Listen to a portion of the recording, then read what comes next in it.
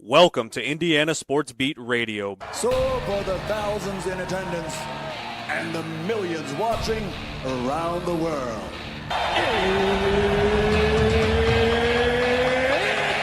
Time! Three on the way. Oh! It went in! It went in! And Indiana wins the ball game! Know your role and shut your mouth, you jabroni! Float game for the win! Ayler's gone. Goodbye. Touchdown, Indy. Woo! IU. America. They got a football team now. It's pretty simple. I win. Google me. You know that I'm the cream of the crop. Now, here's Jim Coyle.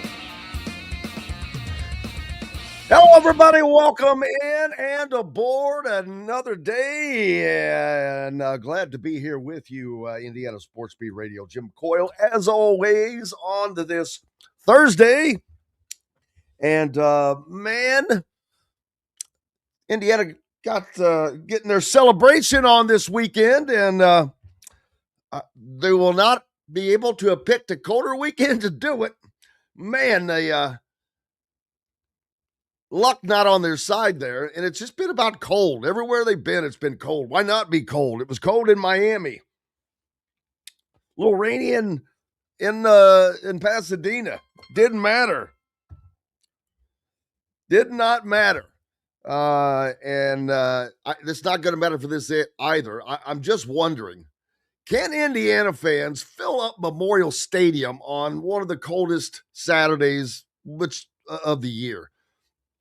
We'll see. And no matter what, it's going to be a deserved and fun celebration.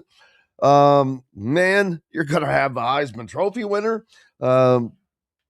two-time coach, multiple times coach of the year, back-to-back. I mean, there's so much stuff going on there. It's worth celebrating. It's, of course, when you have a 16-0 national champion. The stories are going to be written forever. They just keep coming out. I mean, people debating, is this the greatest team? Is this the greatest story? Yada, yada, on and on and on. Because there's debate to be had about everything. But one thing you can't debate, who's the best? And anybody that wants to debate it can. That's futile. They are being futile, and it's pointless. Pointless because when you're 16-0 and you've taken on virtually all comers from all conferences and you destroyed pretty much all of them, yeah, you answer the questions. So much so that even Mr. Feinbaum, of course, as you all know and love him, this is not really worth playing, to be honest with you, but I'm just playing it just for the hell of it. He issued his big mea culpa, whenever this was, yesterday, I guess.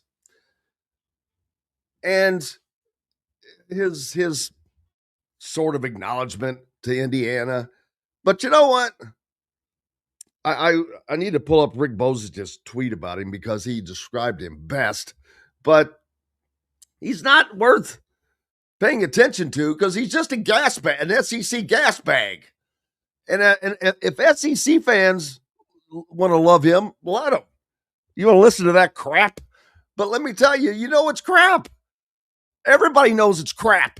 He's acknowledged that it's crap by giving this mea culpa because it took him getting hit over the head with a sledgehammer to come to this realization. Well, let me go ahead and let him give his apology first. And then I'll rip on him a little bit. But this is his mea culpa. And it's, I'm not even going to say his name again, but you know who. With Kurt Signet. There can be debate on whether Indiana had the best season in college football history, but there can be no debate. It is the greatest story in the history of the game. And what made it even more amazing is how people misunderstood what Kurt Signetti was doing in Bloomington. But let me assure you, nobody was more incorrect in understanding that process than me. Almost everything I said throughout the season about him and about Indiana was wrong, and it was an epic failure on my part. There was no question Indiana was the best team, and yes, the Big Ten is the best conference in the country. We congratulate Coach Cignetti, Indiana, and the Big Ten for an extraordinary run. There you go. It sounded very sincere. I'll give him that, and I believe that he means it. I'll give him that, but too little, too late. Like I said, you had to get hit over the head with a sledgehammer. You were the last person on planet Earth that came to this realization. So, man,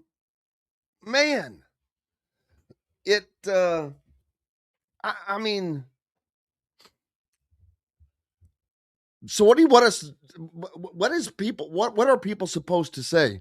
Okay, no, you refused and refused and refused and just refused to acknowledge because you would rather have stood up on your stupid make-believe bully pulpit. People are all this did was expose people. It exposed them to being gas bags. It exposes them to not knowing what the hell they're talking about. I'll usually tell you if it's something I don't know what I'm talking about, which is most of the time. But no, it's good for you. You came to the correct realization finally, but that's another. Got to get off Fine Bum. It's one of his Hilljack callers calling in on his. I should have played that just for the comedy of it. Holy smokes! Yeah, ESPN is the next thing that needs to fall. Not fall, but you cannot have one network that has such a vested interest in the success of certain teams have all of the or has as much power as ESPN has in these playoffs. That's just a fact. And now these other networks are going to have to pony up. I certainly have to say, but that is something that needs to be addressed, man. It's got to be done. ESPN is going to promote ACC and SEC and Big 12, not the Big 10. And if you don't believe me, go back and watch how Kirk Herbstreit was just on a mission to make John Mateer the Heisman Trophy winner from the start of the season. I mean, relentlessly. When it comes to making picks, this cracks me up. When it comes to making game picks, he's doing Herbie's doing the game tonight. Better not say who I think might win this game because I'm doing the game. Oh my, might want that might confuse people to thinking that you're a little biased, right? Oh, horse crap. You're sitting there promoting the hell out of John Mateer to be the Heisman Trophy winner. And they're worried about making a pick for tonight's game that you're going to call. Get out of here with that. Nobody cares. It doesn't matter who you pick anyway. They're all going to pick the team that they're promoting. Go back and look at every selection made of Indiana's CFP run. Every one. All three. On all three game day telecasts, the only person to pick Indiana on the panel all three games was,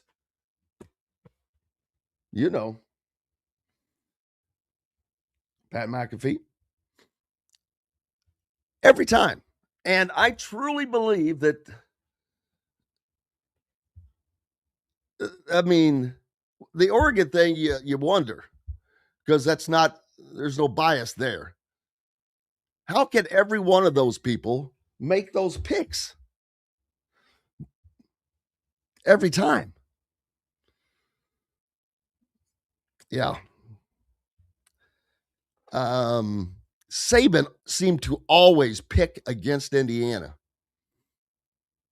I just find that to be pretty disrespectful, to be honest with you, for someone that was a former coach of his, for what he has achieved, and to just continue to say, yeah, but I don't think you're going to win. Yeah, but I don't think you're going to win. Yeah, but I don't think you're going to win. Yeah, but I don't think you're good enough to win. Really? How many times you got to get hit in the head to knock that SEC cloud out?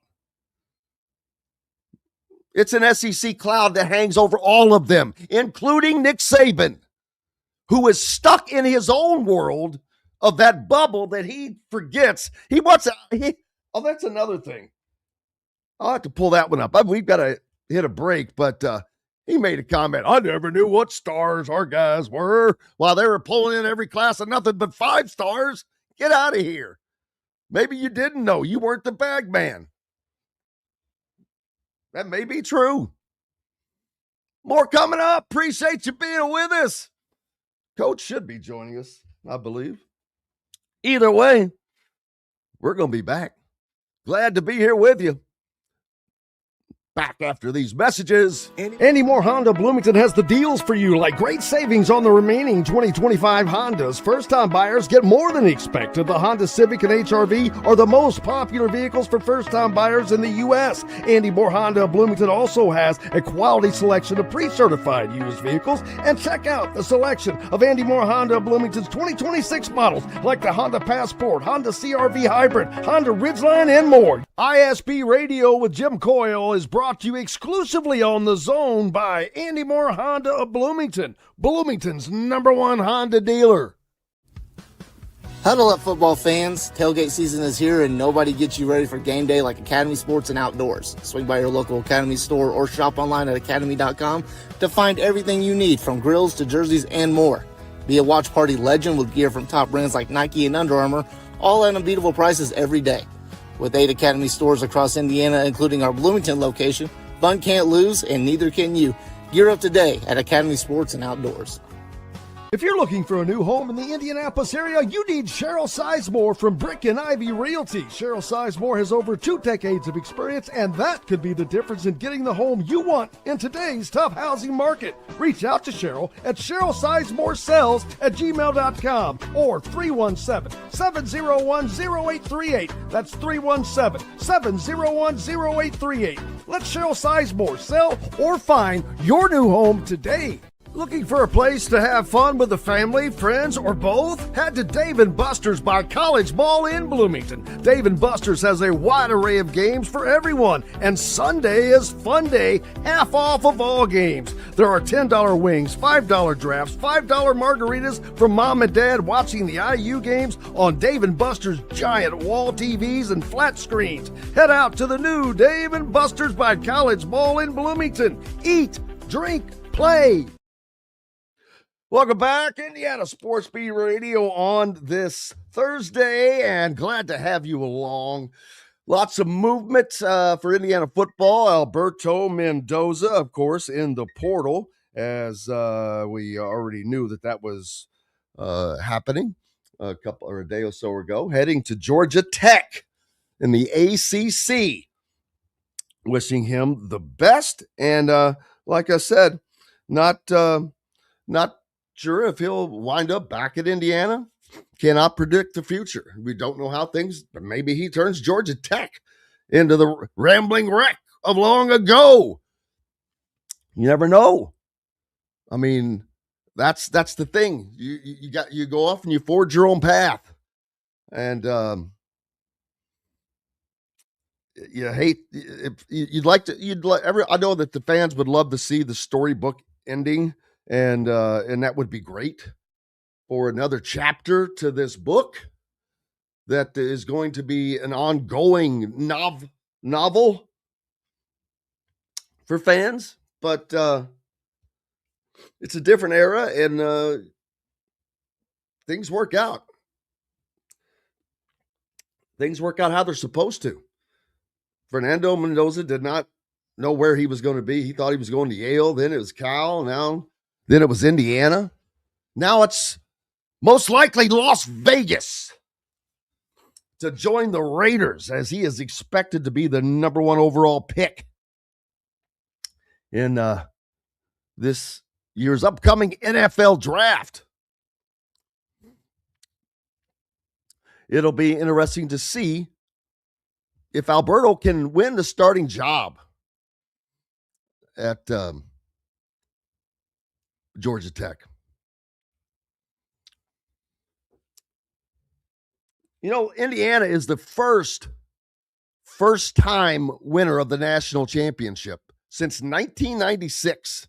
It's a long time. That shows you how college football really changed there for a while when the SEC got on their little bandwagon. There's no point in going into that. But you know what I'm talking about. But Florida and the old ball coach, Steve Spurrier, 1996, that was Florida's first national championship. Steve Spurrier was a Heisman Trophy winner at Florida, but not a national champion until he coached one there.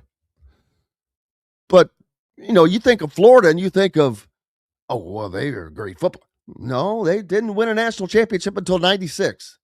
That was their first. So Florida is no different than Indiana. And Indiana can add to that like Florida did and become a blue blood of football. I guess you'd say new blood, because I don't know how that's going to be doled out now with the era change. But maintaining success is going to be, well, of course it's important, but it's going to be important from a standpoint of, you know, there's going to be people that you still have to prove whatever. I mean, you don't have to prove jack. That gets proven on the field, but you know what I'm saying? That are going to want people, oh, well, you know, they didn't win a national championship back to back or this or that and the other thing. But I think that this is I'm not saying they're going to go 16-0, win a natty every year, but this level of competition, there's no reason for it not to continue. And I know everybody thinks that about the teams that they follow, but I think that's from a reason of covering this team, of seeing how it's put together, of knowing how it has been for the last 2 years from the inside out, and knowing that is continuing to move. Now, they did another thing to mention is they lose Derek Owings, the strength and conditioning coach, to Tennessee. He had been with Cignetti for 6 years.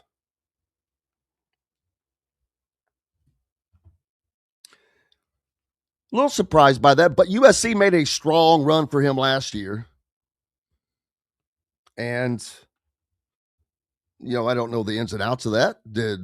Was Indiana not able to keep him simply by money? I doubt that. I doubt that there's a lot more to it than that. The Big Ten, 3 straight natties. You heard Feinbaum say that the Big Ten is the best conference. He says that now. What's he going to say at the start of next season when they're all clamoring that, oh, Texas is number 1. Oh, gosh. Yes, and Archie, little Archie. Oh, that's a little roadie. Little Arch Manning, favorite to win Heisman already. You know why? Oh, because his last name's Manning and he didn't win it this year. And he's in the SEC at Texas, so we got to promote the hell out of him. How about you let him play and show you and earn he's a Heisman favorite instead of making somebody, an individual, a favorite for something they haven't done jack squat to earn. Stop it. Stop it. Stop the madness, people. Let's see. Question was, I saw someone. Could Cherry be one of the fresh looks? So good. I don't know what you're saying. That I guess you're asking is that Albert knows something we don't. Basically, I think he's asking, is Tyler Cherry look better than maybe we think, or I don't know. I don't know that. I'm not sure what the question is because, I don't understand that question. It doesn't make sense. I think you're not, none of you are understanding if the fact that being a backup is not the way to being a starter, or not being a career backup is not the path to being a starter. And as of right now, Alberto has been a career backup and would have been again.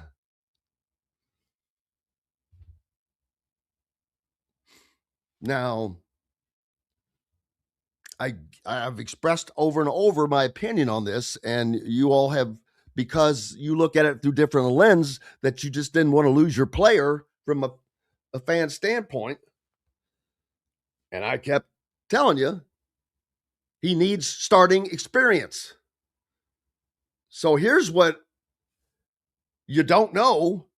He needs starting experience to ever be considered for a starter, in my opinion, at Indiana now. Indiana is going to be playing at an elite level. Maybe someday it happens, and maybe it's next year, and it's Tyler Cherry. I highly doubt it. I highly doubt that Josh Hoover's not going to be the starting quarterback. So, do you think that Indiana wouldn't have the opportunity to bring in yet another guy the following year that has starting experience? Yes, they would. And yes, they would do that, as opposed to starting someone with zero experience starting. This is not rocket science. Cignetti has his blueprint. People have seen so much talk about, oh yeah, Indiana's their average age 25. Not true. Their average age is less than +4 from high school. You do the math. That's the reality. Their average age on their roster is less than +4, which +4 years from high school. Now, are they right under that? Yeah. Does that mean they have a lot of experienced players? Hell yeah. Smartest route to go. People can crack on it all they want. But that's the blueprint that has worked. And think about it. If you had a business, would you rather have a stable of employees that were experienced employees, or ones that you had to train and hope that their production would be what you want it to be? Production over potential. That's what that means. They already have a good idea about their production. They already have a good idea about what their production could be. That is what Cignetti has relied on, and it has worked well thus far. And I expect for that to continue. Now, does that mean some fans are just going to have to get used to that's how it is? Yeah, that's how it is, man. People goes, well, recruiting, but that's gonna, no, stop. Why are you talking about things that you don't know what you're talking about? Neither do I. I'm not in those rooms. Neither are you. They know what they're doing from a recruiting standpoint. I'm pretty sure they know how to build a roster. I'm pretty sure Sig knows how to build a roster, how he needs to build it. So,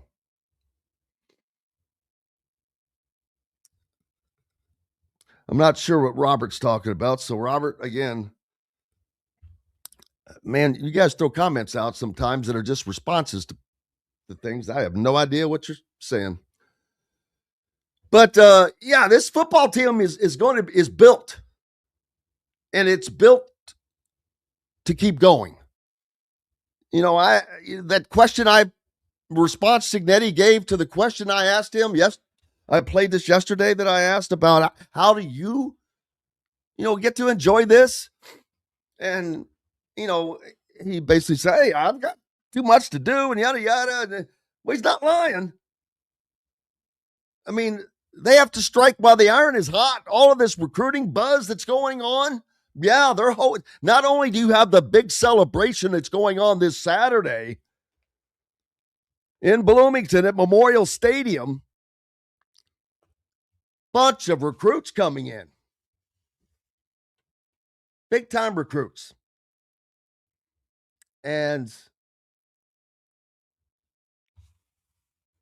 key. I know that that's another reason why Signetti would love to see that stadium filled. I mean, all of Indiana would love to see it filled. There's no doubt. But, man, what a message that would send. The program that couldn't fill the stadium for a game at the beginning of 2 years ago, now filling it in Arctic weather for a celebration of a team. Oh my, is that going to be a sight to be seen? A sight to behold, I tell you. It doesn't matter if it's full or not. I mean, it would be great, but I'll be honest with you. I don't know that it even matters with it being that cold that day. If they filled one side, it would be an amazing thing. If they filled that sucker, well, that would just be off the charts. That's nuts. There's going to be a lot of people, obviously, they can't go because of the weather. Elderly people that would probably normally be there. And I hate that for them because I know that they'd love to be a part of that.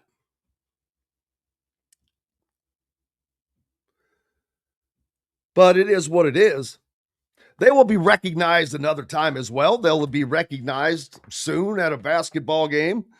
Most likely.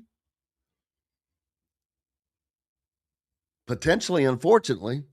Next Tuesday night when the Hoosiers host the Boilermakers, who are pretty good this year. And probably looking to exact some revenge for the football team on a what could be a special night for football, if that is indeed the night that they bring them out at a game. I'm not sure that maybe they do. Maybe that's the spark that helps the basketball team. They're struggling a little bit right now. They're undermanned. You know, Darren DeVries has got his hands full.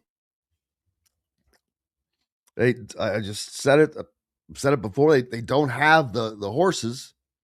They've dealt with some injuries, but they also just don't have the complete level of talent that they need. Why that is, I don't know. I can't answer that because there's other questions that have to be answered first. So I'm not laying that on. I can't even lay that at Darren DeVries' feet because I don't know, and I'm not going to pretend that I do. But I know that one thing is that no matter what, They play hard. They play their butts off. The effort is there. It's not a lack of effort. So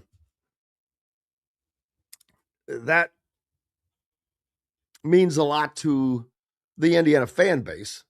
Doesn't mean as much as winning, I'll grant you. But it means a lot. It's a lot better for the fans to see a team that is working its butt off, especially one that they know is just, not at the strength level they need to be. That helps when you see them playing their tails off. But one thing I will say is, one of their deficiencies is rebounding. Rebounding is an effort thing. I mean, there's more that goes into it than just effort, but rebounding's a lot about effort and want to. And if I'm on a team that knows, and I know that we suck at rebounding, maybe the green light for shots needs to start coinciding with eyeballs paying attention. And when a shot goes up, my butt is blocking out, because I can't tell you how many times I've seen a shot go up and nary an Indiana jersey in the vicinity. That's an issue. I mean, when you're a team like this that is undermanned, you've got to make up for it in other ways. And that's one of the ways. But there's more to it. I know they don't have the length, or the dominant player in the middle. And it's going to be a struggle for them this year, but you will see them play hard. We got to take a break. Lots more coming up. Appreciate you being with us. Back with all that and more right after these messages. The ISC Sports Network is your home for sports content across the Hoosier State. Find us live on TV and streaming or archived on our website and our app. The ISC is your one-stop shop for the content you want to see, including high school sports, college sports, and other great events throughout the year. Subscribe to our streaming service and get access to it all. ISC. Local lives here.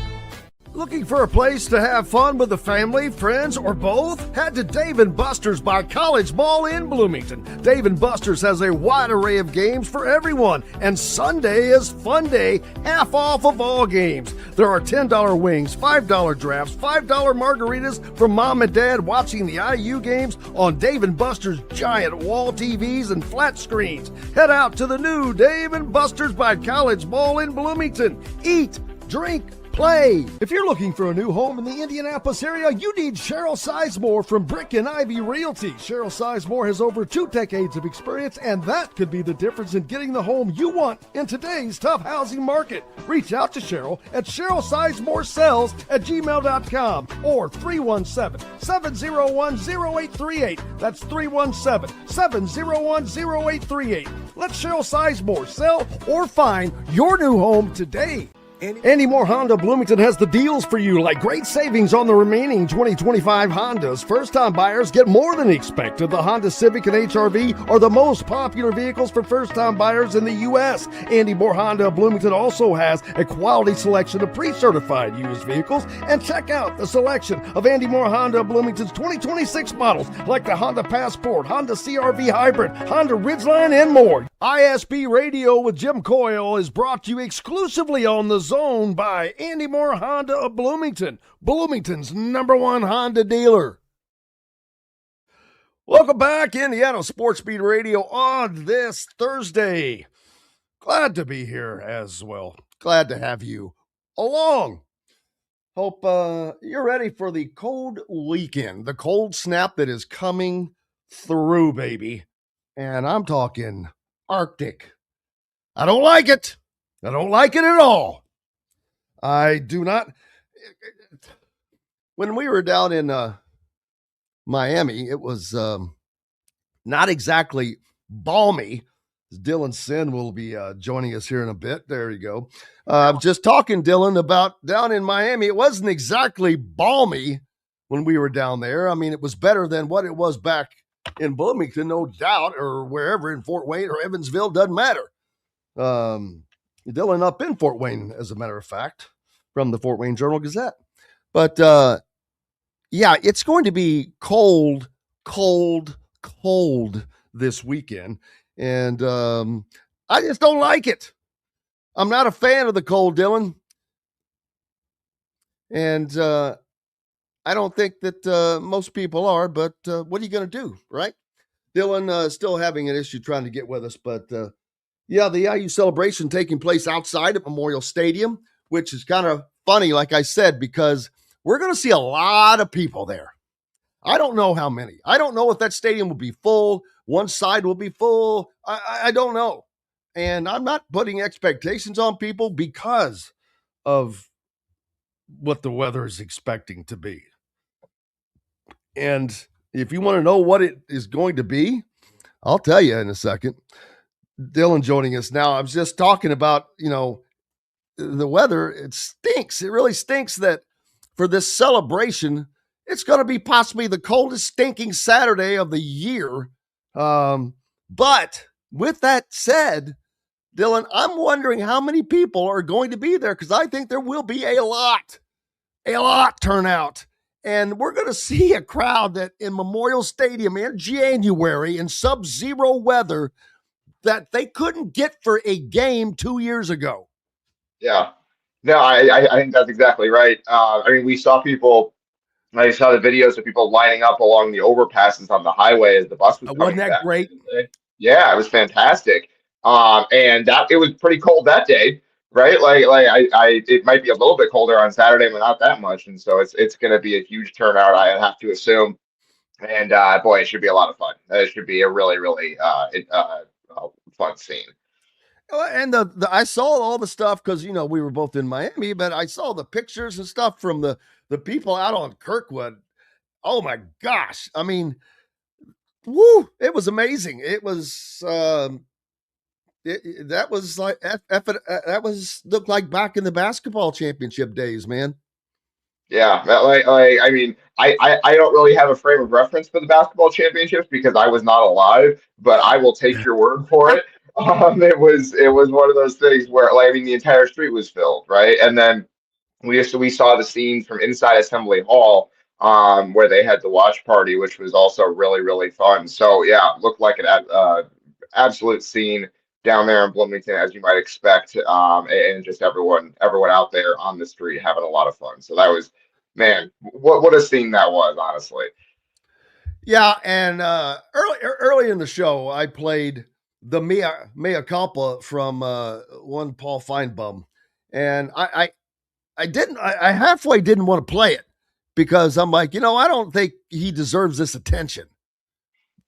And it was heartfelt and sincere, you could tell, but I'm like,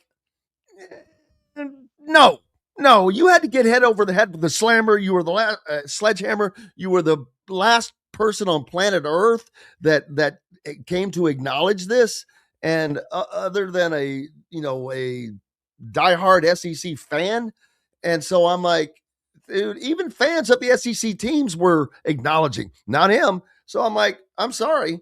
There's only so much that you can accept and that will say, well, he's just following the SEC mantra and the ESPN mantra of what he's supposed to do. Yeah, that there's a line, I think. And I'm like, screw you. Nobody cares what you think. But I think part of it is he was exposed. He's just a gas bag. No, I mean, it's part of it. Like, yeah, he gave the mea culpa after the championship. Good for him, right? Like, at least own it a little bit. But I mean, the time to say I was wrong about Indiana being a fraud was like 3 months ago, man. Yeah. Like, it was after they beat Alabama. It was after 3. It was after they beat Oregon on the road. Frankly, like it was after they beat Illinois 63-10. I don't really know at what point this season you looked at this team and thought, man, that team is way overrated. They're undefeated, but they stink. There was no time where that was the case, unless you were looking at it and hoping that was the case, right? So I don't really understand, like, other than it can't possibly happen because it's Indiana. I can't possibly be seeing what I'm seeing. My eyes are lying to me. There was no reason to think this team was overrated at any point this season. And so yeah, it's just the time to do this was like 3 months ago. And the thing is, he would never have done it had they lost to Miami, even though they made it to the national championship game and were 15 and out. Like if they had lost that game, he would have been like, "I was right all along." Okay, that's you said that they were frauds, but they won 15 games this year and beat Alabama and Oregon in the playoff.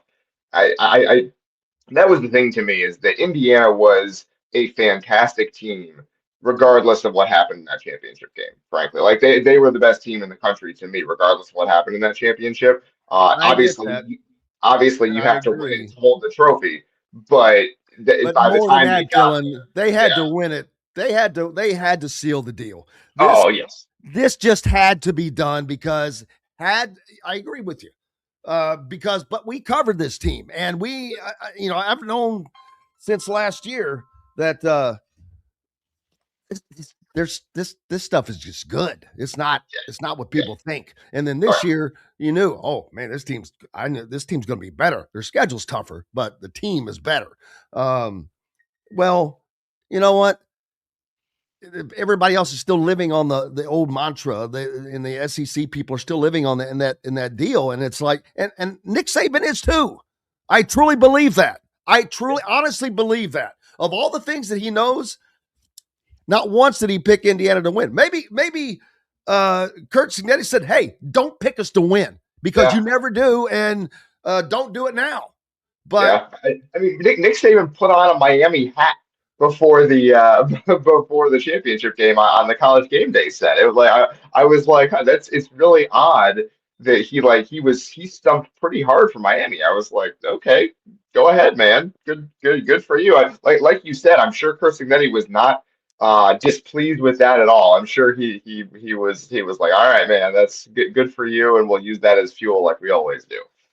yeah, and I've said it a couple times. I think it's pretty damn disrespectful to Kurt Signetti and what they've done along this way, because I've just yet to really hear him say just a bunch. Maybe he has, and I've just missed it because I'm doing a lot of other things. But yeah, it's just is this just more ESPN equals the SEC, basically a ACC and the Big 12, since they have all the three of the four P4 conferences?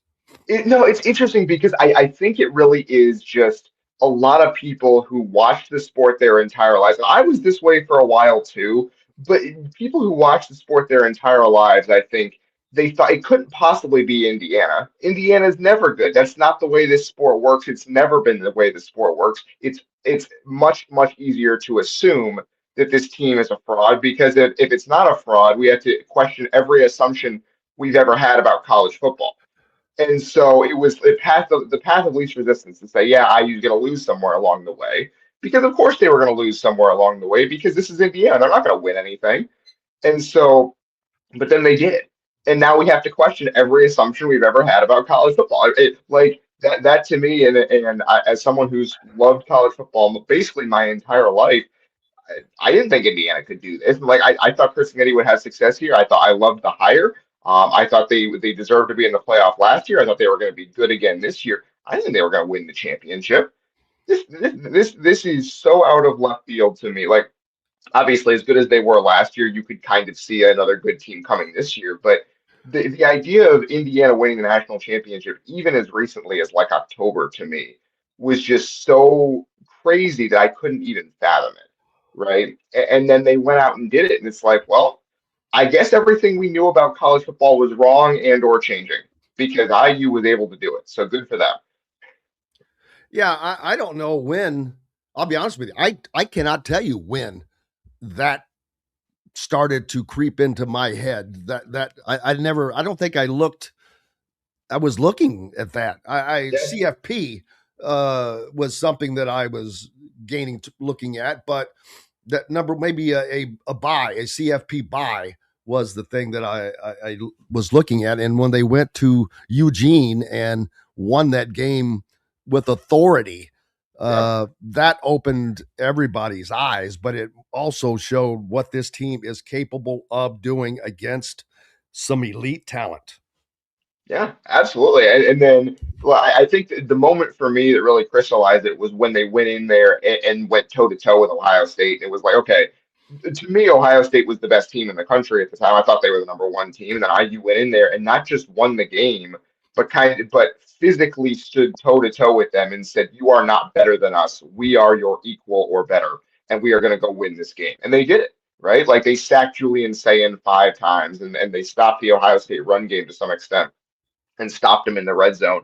And it was like, okay, this team is every bit as good as my eyes have told me they are all year. And just because they're wearing Indiana uniforms has nothing to do with how talented they are. They are ridiculously good. I think that was the moment for me where it was like, all right, this team can really do something here. And then it was just a question of, okay, what is the draw? Who are they going to have to play exactly in the playoff? But that was the moment that really crystallized it for me. Yeah, Ed asking about the offensive line. How does that look next year? Well, you got to wait till everything finishes out here because Indiana, since they were in the championship, players have correct me if I'm wrong, a 5-day window for the portal, correct? Yeah, I believe so. So that's why you saw players entering the portal. We heard about players entering the portal, and that is not done yet. I mean, so 1, 2, 3, 4, 5. So till the end of Saturday, maybe, is something like that. Yes, and then also on top of that, it takes like 48 hours to like enter paperwork into the transfer portal. So there might be guys who enter on Saturday, but we don't hear about it until as late as Tuesday. So it's so that's one of those things too, where you can't say, well, it's Saturday at midnight, that's who's going to be in the portal and no one else. You kind of got to wait. But yeah, the offensive line specifically, I mean, they could have everyone except Coogan back next year. They could lose Carter Smith to the NFL. They could lose Drew Evans to the NFL. Or to another team. I find it unlikely that either of those guys transfers. IU didn't lose any starters to transfer. That was a big key for IU last offseason. They didn't lose any starters to transfer. They didn't lose any guys who were going to be starters this season to transfer. And so we'll see if they can repeat that this offseason.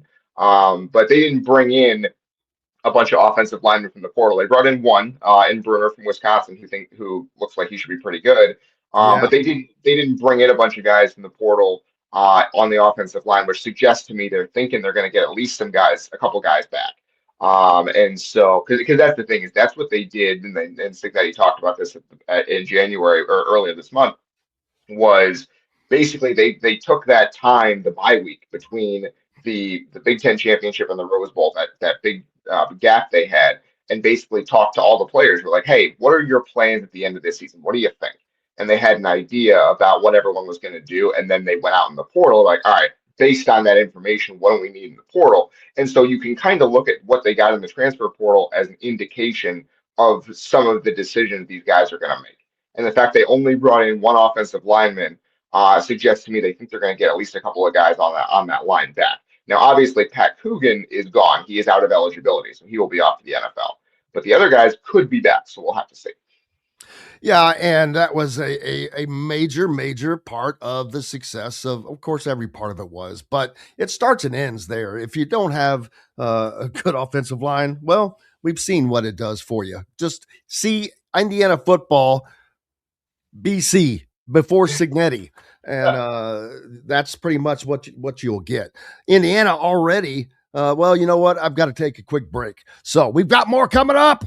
Dylan Sinn with us here on Indiana Sports Beat Radio. Appreciate you being with us as well. Back with plenty more right after these messages. Andy Moore Honda Bloomington has the deals for you, like great savings on the remaining 2025 Hondas. First-time buyers get more than expected. The Honda Civic and HR-V are the most popular vehicles for first-time buyers in the U.S. Andy Moore Honda Bloomington also has a quality selection of pre-certified used vehicles. And check out the selection of Andy Moore Honda Bloomington's 2026 models, like the Honda Passport, Honda CR-V Hybrid, Honda Ridgeline, and more. ISB Radio with Jim Coyle is brought to you exclusively on the Zone by Andy Moore Honda of Bloomington, Bloomington's #1 Honda dealer.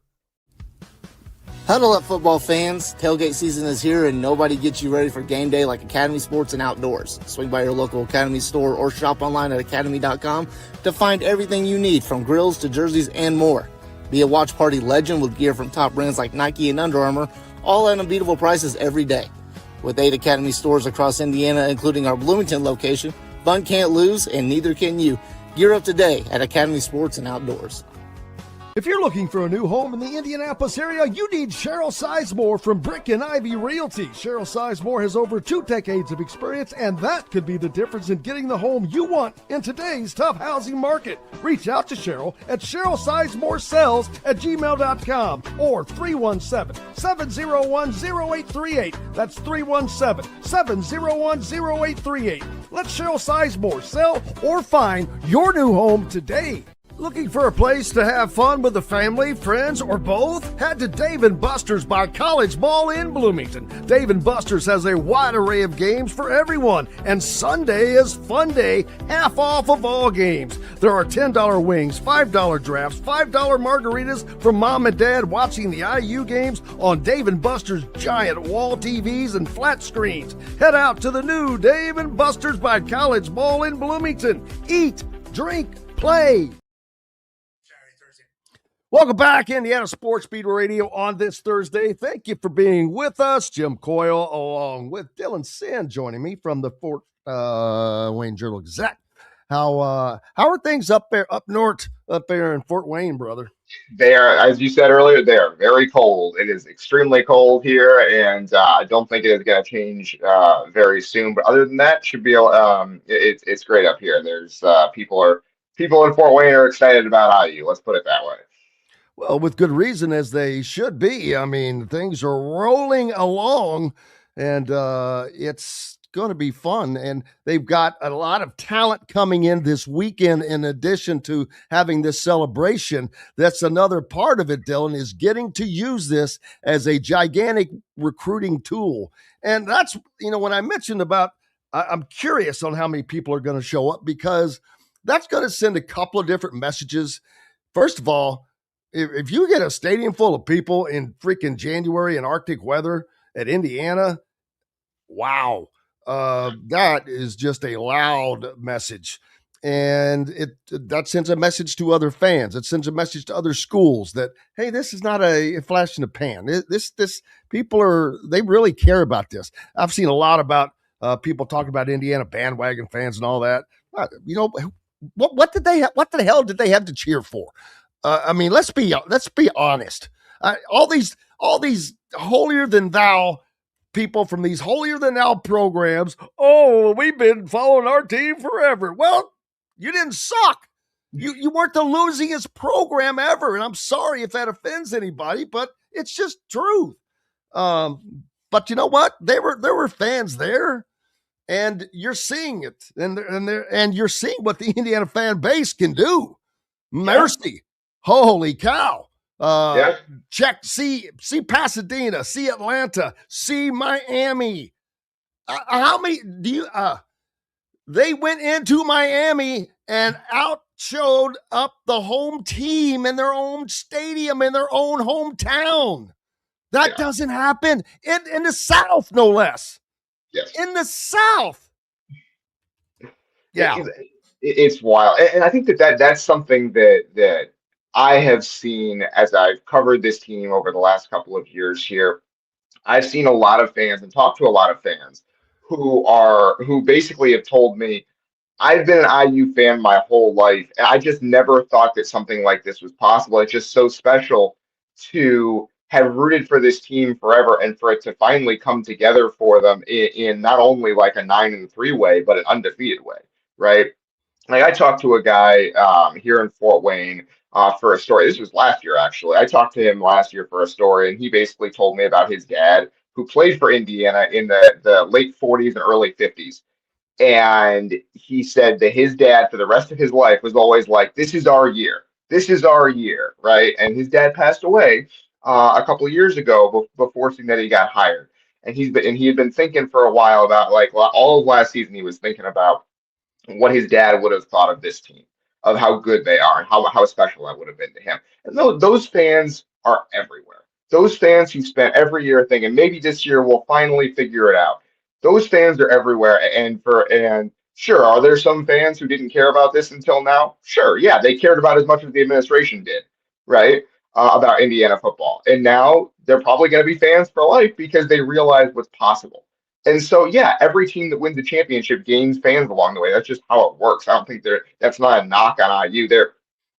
Nick Saban, when he got to Alabama, there were a lot fewer Alabama fans than there were 5 years later, right? Like you create fans by winning. That's just how sports works. And so there's really no shade in that. But IU fans showed up, right? Like you can't really call them fair weather fans and then, well, of course they traveled. That's not how anything works. Fair weather fans are not going to spend $3,000 on plane and hotel tickets to the Peach Bowl, right? So I think that I'm sure there are fair weather fans in the fan base. There are fair weather fans in every fan base, but the fan base itself showed up when it really mattered, and it affected all three playoff games in favor of Indiana. Yeah, and it's also shows that Indiana's building a legion of new fans along the way. All these young kids that are young that Indiana basketball has missed, but it's the same thing. Winning cures everything. You start winning, there will be no issue for adding new fans and all of that. It just comes down to that. And we've seen it happen with football. I know Indiana fans want to see that happen with basketball. I know that it can, and I can't predict the future. Like right now, I don't know. This team is undermanned. The basketball, we're talking basketball. The team is undermanned, and there's no doubt about that. Why? The question is why. I don't have that answer. Why they're undermanned, and I think that's the big question. And can that be cured next year? And so that's why I don't know how to really look at it at this moment. But in this era, you don't get 3 or 4 years, and Fred Hoiberg is an outlier because they didn't really have a choice. But yeah, I don't think you get 3 or 4 years anymore. You shouldn't need it. Not in basketball. We'll see. So, but that's why. But we're talking down the road, and I hope that they do get that. Because can you imagine what? Just one thing would just be helping the other. You would think. But is there Indiana has this fan base. So will that sustain 2 elite programs? I think it will. Like if they're both good at the same time, I don't think that they're going to detract from one another in terms of the fan. Like you're not going to be like, well, I can't go to the basketball game because I'm going to the football game. There's not going to be many cases. No, I meant from money. This is today's. Money. Yeah, probably to some extent, right? Like I think that it's a good question. I think a lot of places are asking themselves that right now. But it is one of those things where maybe some people are going to have to decide whether to give to football or give to basketball, but mostly you're just giving to the athletic department, and the athletic department is figuring out how to spend it, right? And obviously, Curt Smitty is going to get just about anything he wants in terms of financial commitment or new facilities or money to pay players or whatever it is. He's going to get just about anything he wants. But you're also going to see, like we've talked about this idea of a rising tide lifting all boats.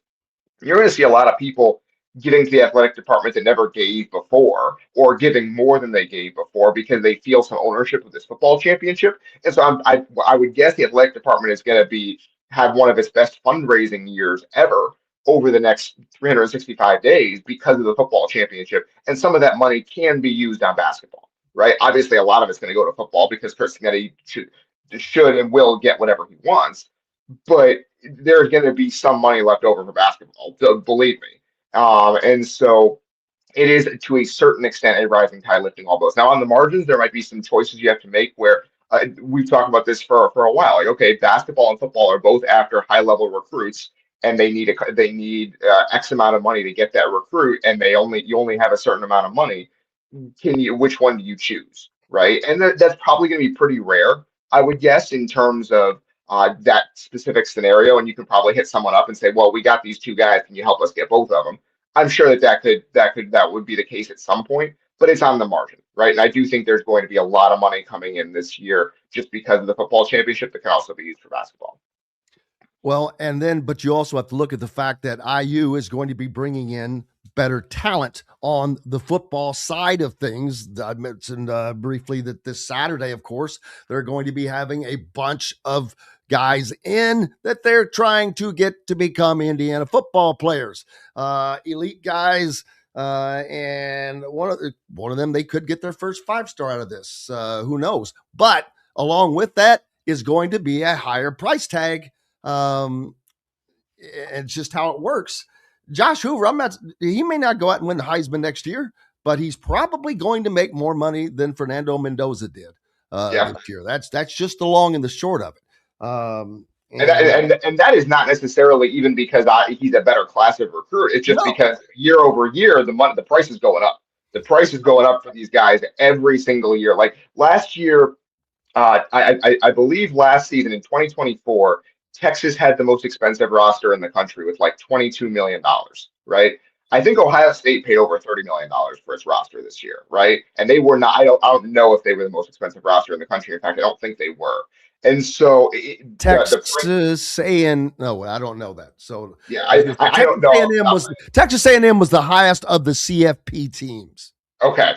But the price of this stuff is going up, and it is going up fast, and there doesn't seem to be really any slowing it down in the future. So it is really just going to be a question of how long can these donors keep up, right? Because these other schools are seeing what Indiana did, and I guarantee you that's motivating donors to other schools too to be like, money invested in the right place can get us over the top. Now, I think that's false hope.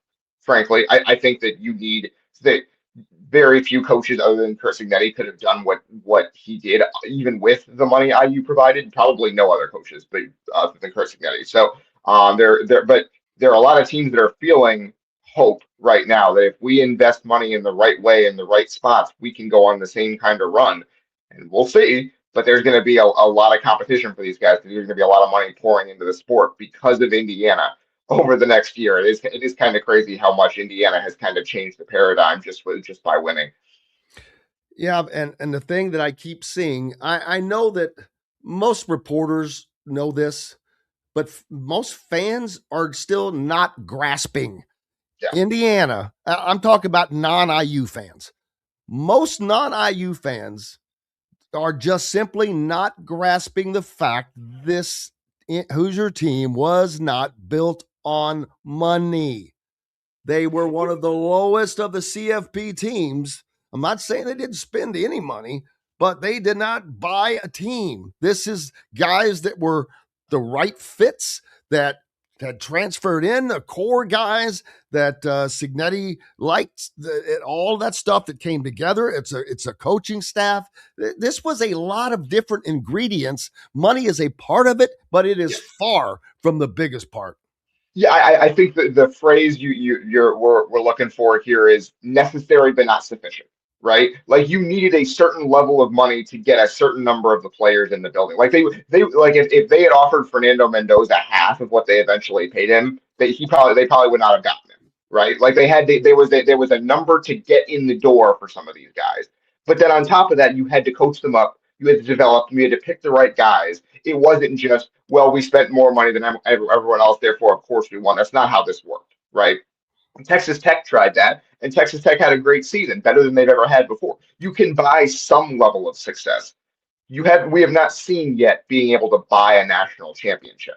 And IU did not buy a national championship. They blocked and tackled and coached their way to a national championship. So yeah, I think that narrative it probably needs to go away, and we'll keep explaining it to people until they understand it. But this is not.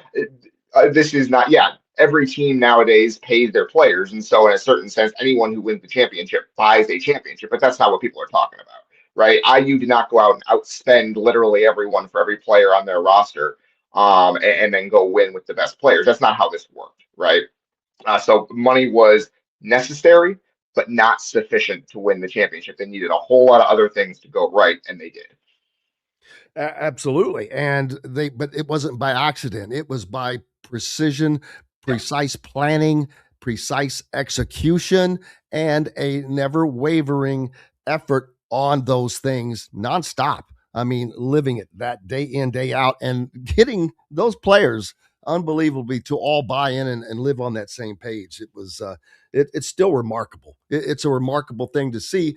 And it's going to be remarkable to see who else can keep doing it, because we have seen other teams, Vanderbilt got better because I guess they wanted to get better. They were no longer locked out of the SEC Big Boys Club because of spending. Now it's a lot more equal, and Vanderbilt is a school with a lot of smart people who probably have a lot of good jobs.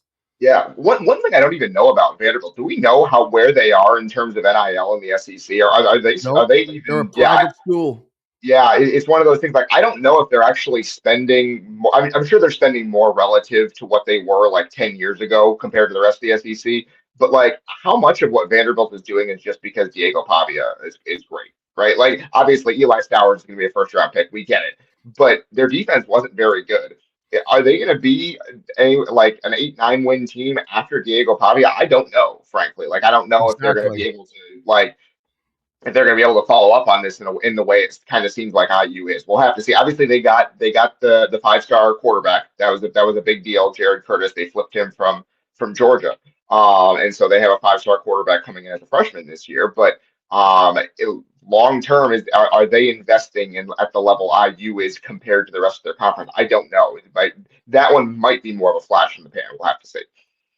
Yeah, and a good thing for Indiana is, and Jason's asking, he was curious how much money the football team earns winning the national championship. I think it was around 10 million, but I don't know if that includes the all 3 CFP games. The difference is the Big Ten, most of the money usually goes into a general pot, but in this situation, it's like a split. You get to keep a big portion of that, right? Yeah, so it's interesting. Well, every conference has different rules for this. So the ACC, if Miami had won the championship, they would have gotten to keep everything that they made, because that's the ACC's rule. That was when Florida State and Clemson sued the ACC last year. That was part of the settlement was, all right, if you guys win, you get to keep the money from winning. The Big Ten, you have to split that money with the rest of the conference.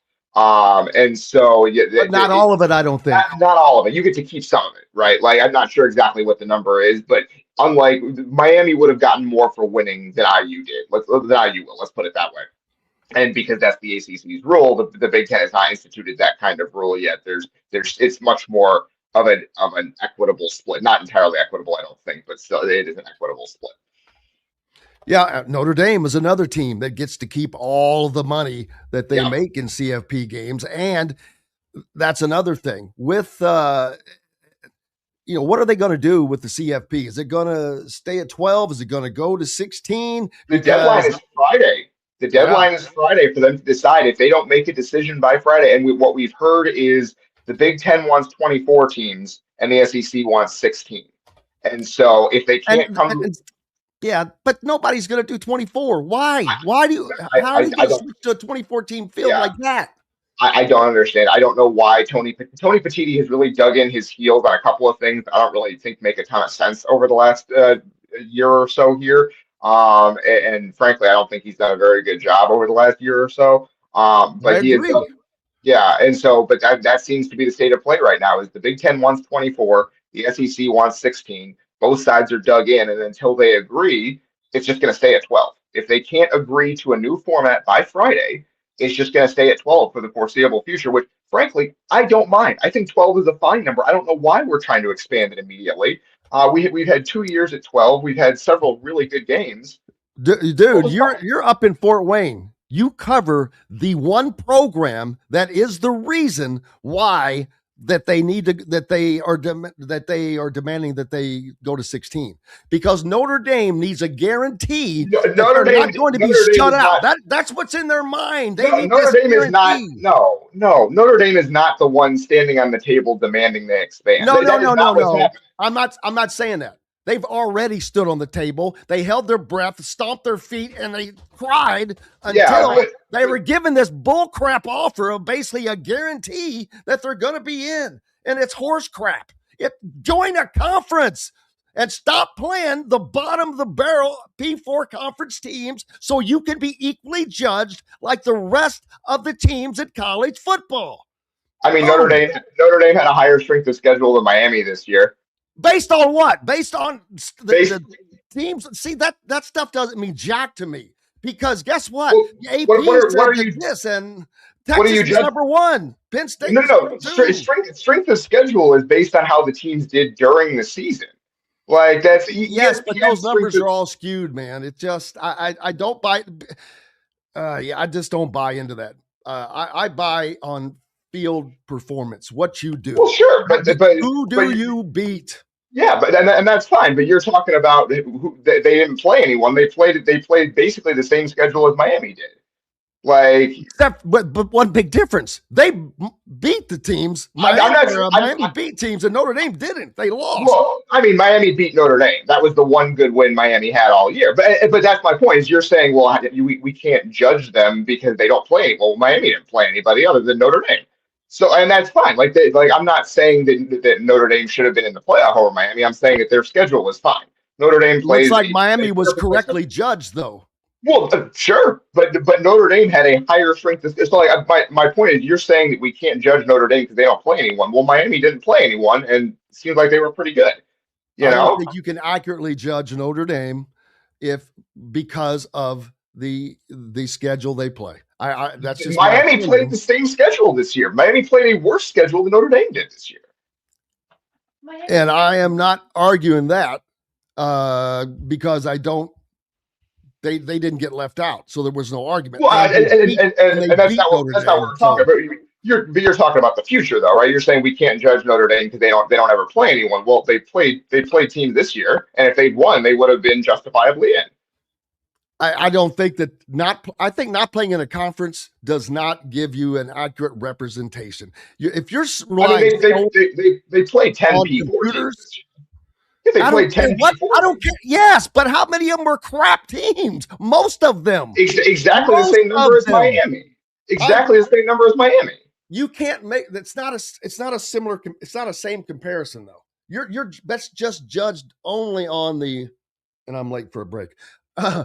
That's judged only on computer numbers. Well, yeah, but so why according to the computers, who played a tougher schedule? Notre Dame. Okay, but funny, Notre Dame lost to Miami, which is fine. But you're saying you can't judge them at all because they don't play. Because I don't think it's because I think that's skewed. And that proves my point. It said they played a tougher schedule. Who the hell? Because they played a Texas A&M team that was inaccurately ranked. What you're describing is so basically what you're saying is every ACC and Big 12 team can't be taken seriously because they don't play anybody. I did not say that. And I didn't say seriously. I said it's Notre Dame had a higher strength of schedule than almost every single Big 12 team this year. They had a better strength of schedule than BYU. BYU was not very good, and you saw why BYU was not very good team. We're talking strength of schedule, not how good these teams actually. We're talking who they play, strength of schedule. Like Notre Dame had a higher strength of schedule, a better strength of schedule than almost everyone in the Big 12 because they played better teams than most teams in the Big 12. That's just the reality. And so, like, if Notre Dame wins 11 games next year, yeah, they should be in the playoff because they're playing 10 P4 teams. It's not like we don't know how good the teams they're playing are. You know, like I don't understand that narrative where it's like Notre Dame doesn't play anyone. That hasn't been true for 25 years. It was really never true. I didn't say they don't play anyone. They don't play in a conference, and therefore the only challenging games that they had, they lost 2 out of the 3. Sure, I guess. And one of those challenging games is a mid-level Big Ten team. Sure, I guess my question schedule could be listed as being so tough. I have no earthly idea because I'm not saying it was so tough. I'm saying it was about as tough as every other ACC and Big 12 team. That's because the ACC was, for the most part, stinks. Okay, but Miami made the Duke playoff won with that the strength of Duke. schedule. What was Duke's record? I am not saying the ACC was a great conference this year. I'm saying why is Notre Dame, what is so different about Notre Dame's schedule than any other ACC team that like no we can judge Notre Dame like every other ACC team, which is what we did. Their schedule is weak like ACC teams. I do. Yeah, agree with that. and it is middling like ACC teams, which like it was this year. Which like Miami got in the playoff with that schedule because Miami beat Notre Dame. If Notre Dame had beaten Miami, it would have been the exact same thing. Like Notre Dame would have been in because ifs and nuts, baby. And I'm not saying that we're talking about the future, right? Like we can judge Notre Dame on their schedule just like any other team. If they go 11-1, yeah, they probably should be in the playoff. I don't really think that there's really anything controversial about that. Well, yeah, but now they don't have to worry about it. They're pretty much guaranteed after this little backdoor. Again, the backdoor issue of that was the whole problem for me. And why? If this is so above board, why did that have to happen like that? How you do that? Yeah, I cannot speak for what I don't know why the College Football Playoff Committee did that, frankly, but they could have just told them no. But frankly, I guess they think that Notre Dame is pretty important. But not important enough to put in the CFP this year. Yeah, I guess those are different groups. I guess the selection committee and the playoff like working group are different groups. So I guess one group thinks more highly of Notre Dame than the other. So I guess we'll see. A lot of this probably comes down to TV networks. That's a big part of it that we don't think of. But I love the debate, bro, and I cannot tell you how much I appreciate it. You bring it, and we love it, and we appreciate you. What is up next, brother? Yeah, I mean, I guess I will be probably in Bloomington on Saturday. That would be the next thing. I'm really looking forward to it. Should be a lot of fun, man. I can't imagine what that scene is going to be. Oh, it's going to be great. Other than cold, it's going to be wild, and look for it. Hey, safe travels, man. Supposed to be a little snow possibly too, so hopefully not much. Hopefully it's just a little decoration. Hopefully. Exactly right. Yep, we'll have a little light dusting. It should be a lot of fun. Make sure you're giving Dylan a follow. Appreciate you, brother. Dylan Sinn from the Fort Wayne Journal-Gazette. Absolutely, Jim. Thanks for having me on, as always. Thanks, buddy. We'll see you Saturday.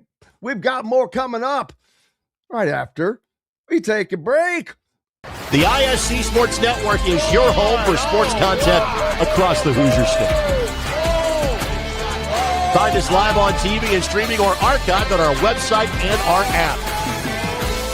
The ISC is your one-stop shop for the content you want to see, including high school sports, college sports, and other great events throughout the year. Subscribe to our streaming service and get access to it all. ISC, local lives here.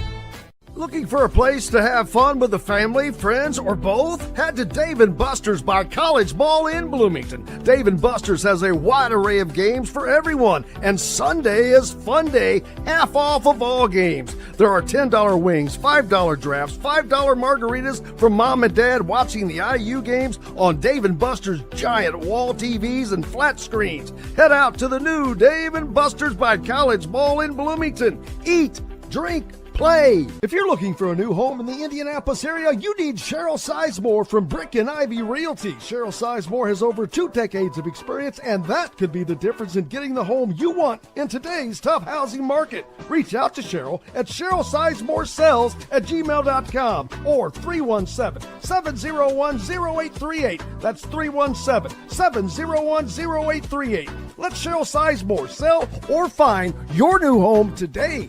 Andy Moore Honda Bloomington has the deals for you, like great savings on the remaining 2025 Hondas. First-time buyers get more than expected. The Honda Civic and HR-V are the most popular vehicles for first-time buyers in the U.S. Andy Moore Honda Bloomington also has a quality selection of pre-certified used vehicles. And check out the selection of Andy Moore Honda Bloomington's 2026 models, like the Honda Passport, Honda CR-V Hybrid, Honda Ridgeline, and more. ISB Radio with Jim Coyle is brought to you exclusively on the Zone by Andy Moore Honda of Bloomington, Bloomington's #1 Honda dealer.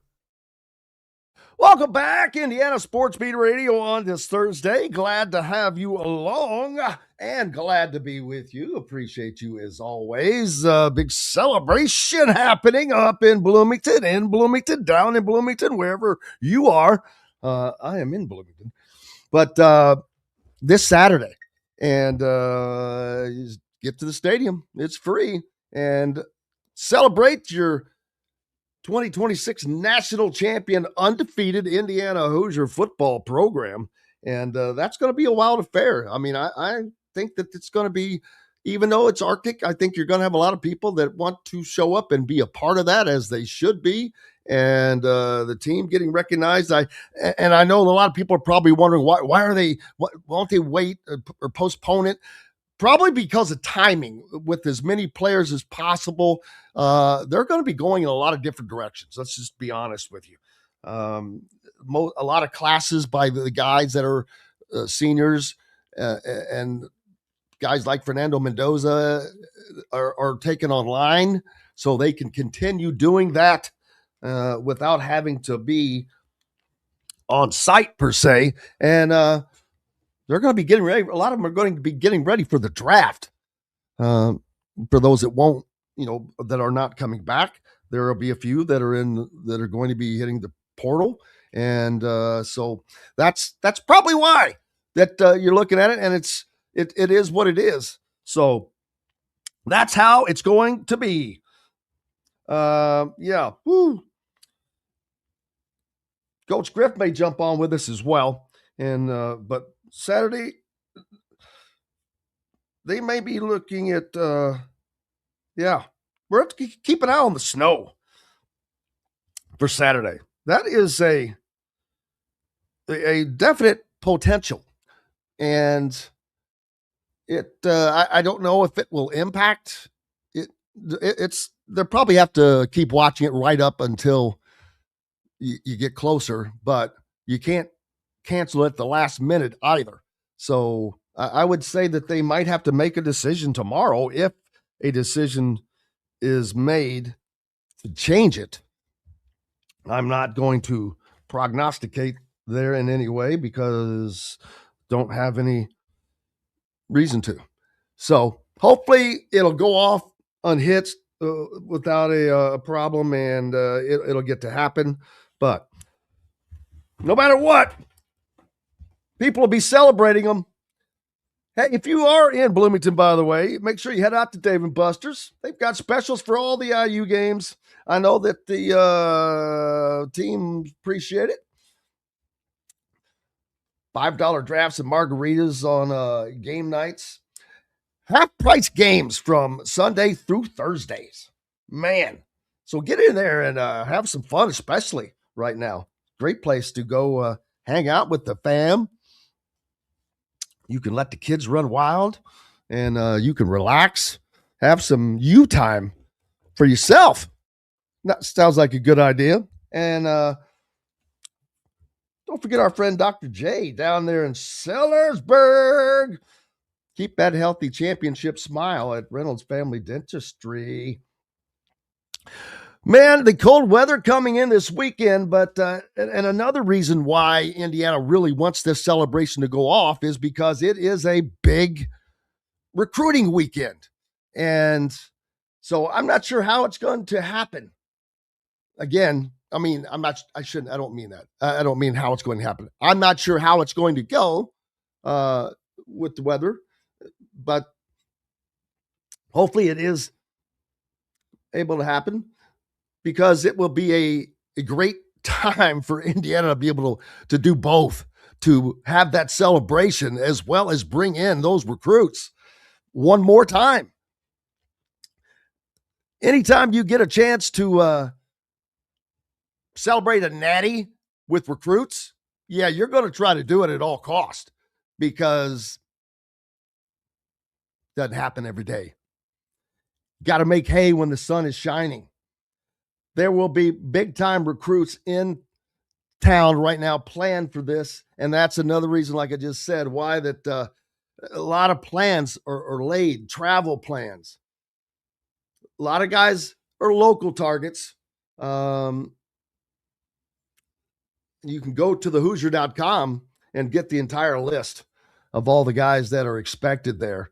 And as a matter of fact, they still have the 50% off right now at thehoosier.com with the national championship special. So make sure you get locked in, because that's how you're going to be able to keep up with everything. On 3 is providing the info, baby, along with thehoosier.com. Try to look through here. There's so many tight end. I'm not going to give all the names out because you can go grab that info. But man, I'm just looking at the numbers. There are a lot. Jahide Brown, one of the guys that is in Louisville, expected to be in town as well. It's just, and many others. But will Indiana lose any players to the portal? I mean, yes, they're going to lose some. I'm talking about guys that they don't anticipate or want to lose. I saw someone earlier said that about a Texas sniffing around one of the O linemen. Hey, that's going to happen. Just like there are going to be coaches that go away, and we'll have to wait to see. We saw the first domino fall with Indiana losing its strength and conditioning coach to Derek Owings to Tennessee. Tennessee says, man, SEC, they got to get back on the train. Will there be any other losses? There's been rumors, I've heard of one, but I'm not going to say it on air because it's not come to fruition yet. But the position that someone asked about it earlier, but the position that it's for is still open. So still working on that. And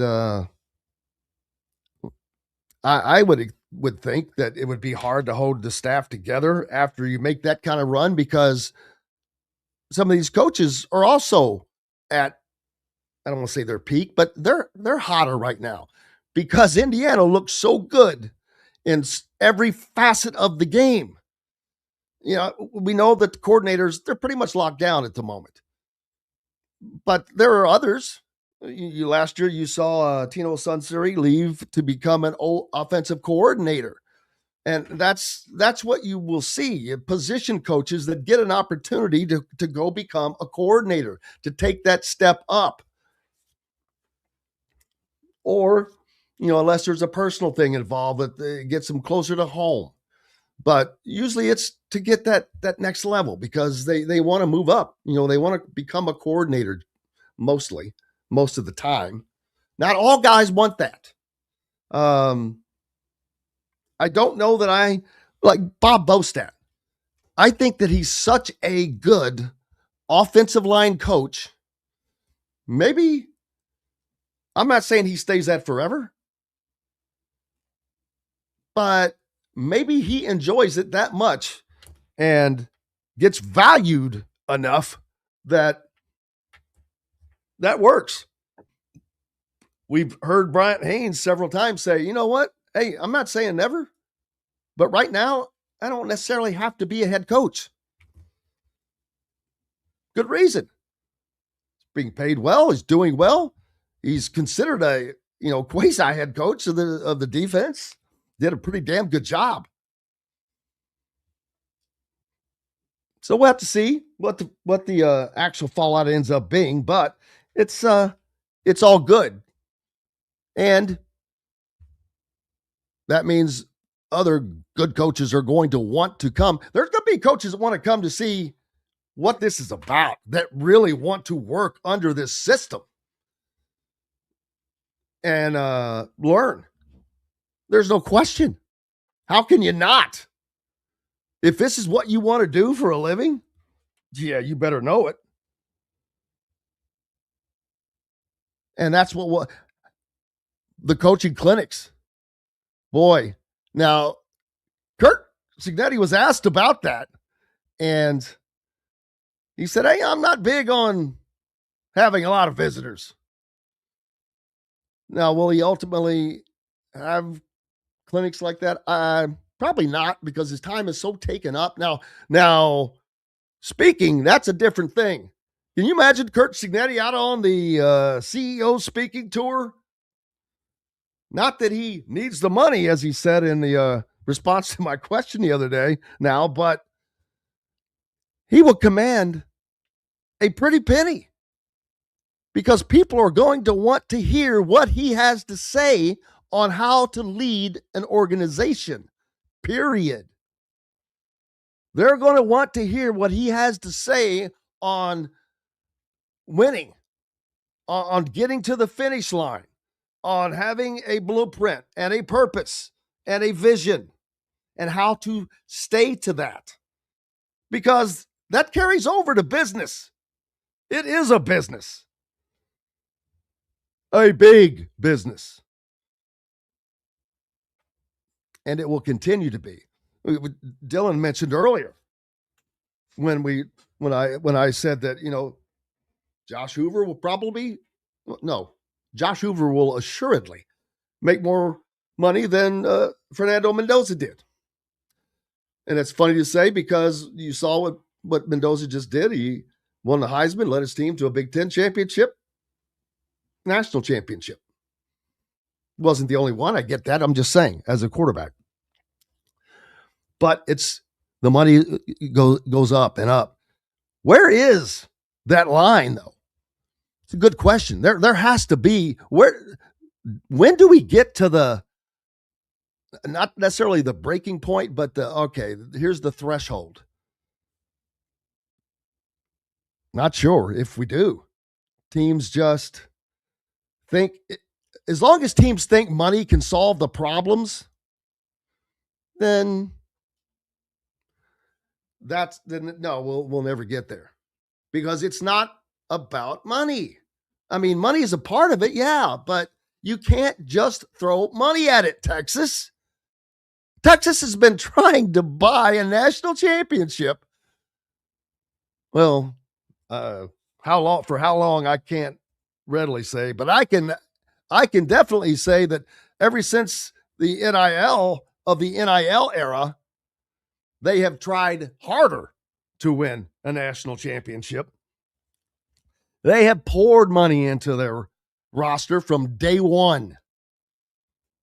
How many natties have they won in that time? Granted, that's only been a couple of years, but they haven't sniffed it. And when you're spending the money that those teams are, it's only going to be so long that they don't finally say, are we doing this the right way? David said he saw a video from an older guy that has been a lifelong Ohio State fan. He was really mad that IU beat his Buckeyes. He said after the championship game, he didn't feel so bad that they deserved to win. Well, that's good. I am amazed. And I put out that graphic from Yahoo Sports yesterday that I saw that it showed the United States, all including Hawaii and Alaska. And other than the Carolinas and Florida and Kentucky, which Carolina's not sure why. Florida, I get it. Miami, Kentucky, I get it. But Oregon was one of the 1, 2, 3, 4, 5. There was only 5 states that appeared to be pro-Oregon. And I think this was derived in maybe in betting. I'm not sure. But everybody else was pro-Indiana to win the national championship. I don't get Oregon. They are the nicest fans I've ever encountered. So, and they're in the Big Ten. So that's kind of weird. And I don't get that one. Hey, I'm late for a break. Got to take one. Appreciate you being with us. Got lots more coming up right after these messages. The ISC Sports Network is your home for sports content across the Hoosier State. Find us live on TV and streaming or archived on our website and our app. The ISC is your one-stop shop for the content you want to see, including high school sports, college sports, and other great events throughout the year. Subscribe to our streaming service and get access to it all. ISC. Local lives here. Looking for a place to have fun with the family, friends, or both? Head to Dave & Buster's by College Mall in Bloomington. Dave & Buster's has a wide array of games for everyone, and Sunday is Fun Day, half off of all games. There are $10 wings, $5 drafts, $5 margaritas for mom and dad watching the IU games on Dave & Buster's giant wall TVs and flat screens. Head out to the new Dave & Buster's by College Mall in Bloomington. Eat, drink, play. If you're looking for a new home in the Indianapolis area, you need Cheryl Sizemore from Brick and Ivy Realty. Cheryl Sizemore has over 2 decades of experience, and that could be the difference in getting the home you want in today's tough housing market. Reach out to Cheryl at CherylSizemoreSells@gmail.com or 317-701-0838. That's 317-701-0838. Let Cheryl Sizemore sell or find your new home today. Andy Moore Honda Bloomington has the deals for you, like great savings on the remaining 2025 Hondas. First-time buyers get more than expected. The Honda Civic and HR-V are the most popular vehicles for first-time buyers in the U.S. Andy Moore Honda Bloomington also has a quality selection of pre-certified used vehicles. And check out the selection of Andy Moore Honda Bloomington's 2026 models, like the Honda Passport, Honda CR-V Hybrid, Honda Ridgeline, and more. ISB Radio with Jim Coyle is brought to you exclusively on the Zone by Andy Moore Honda of Bloomington, Bloomington's #1 Honda dealer. Welcome back, Indiana Sports Beat Radio on this Thursday. Glad to have you along. Jim Coyle with you as always. Thank you. Glad to be here. Coach Griff joining me as well. Brian suggesting that Dylan plays Sig in a movie. Well, that's a vote. I'm sure Dylan will appreciate that. I think he's going to have to bulk up a little bit for that role. But we've seen actors do that. We'll see if Dylan can do that. Just kidding. But yeah, hello to Claude down in Evansville. Appreciate you. Hope you're doing well. Bella Clad says winning isn't everything. It's what it took to win is everything. What it takes. Yeah. There's some truth there, no doubt. But now it's about continuing the winning, Coach, and that is getting the guys on the roster, recruiting, and that recruiting is twofold. That's high school recruiting is still a valid thing because there are guys that you're going to develop, i.e. see Charlie Becker. This guy, and he's not the only one, but there are guys that develop, and that's why you continue to do this. Before I get to that, and before I forget, backup quarterback for Indiana. Mm-hmm. That is a question right now because of the exit of Alberto. This was asked about. Is Tyler Cherry, is he ahead of or at the schedule of returning? Is he that someone they're looking at, or will Indiana bring in yet one more quarterback from the portal potentially as a backup? I don't know. They've got guys on staff already that's in the system, so it's going to be interesting to see what Sig does with this move. But we've talked about Alberto leaving to go. Now, he's going to Georgia Tech. Is Haynes King going to still be there? No, I don't think so. I think that they don't have a true starter per se, that the spring will be the competition per se for the top job. I hated that that Alberto decided to make this decision to go to Georgia I don't Tech. think he had a choice. Well, I understand. And this is the Let me get to Matt real quick. Matt Taylor. Oh, yeah. Come on. Join us. Hey, Matthew. Hey, can you hear me okay? Absolutely. Loud and clear. Matt Taylor, voice of the Colts, joining us as well. How's everything going for you, man? Life is good. Got back from Miami on Tuesday afternoon. You and Pops made it down? We sure did, man. How'd you enjoy yourself down there? I don't think enjoy is the right word. I work too damn hard, but it's always good to cover a winner. I can tell you that, as you know, it's a lot more fun. It was nonstop, man. It's like when Yeah. you've covered a Super Bowl, Oh, just yeah. like that. It was like, wow, Yeah. you land and it starts right then. And but it was fun to see all of the Indiana fans. It's fun to see them take over yet another stadium, especially one that was the home stadium for the team they were playing, and to outdraw them. It was amazing to see the Indiana fans give Miami, force them into a false start in their own stadium. That was crazy. That's not something you see every day, man.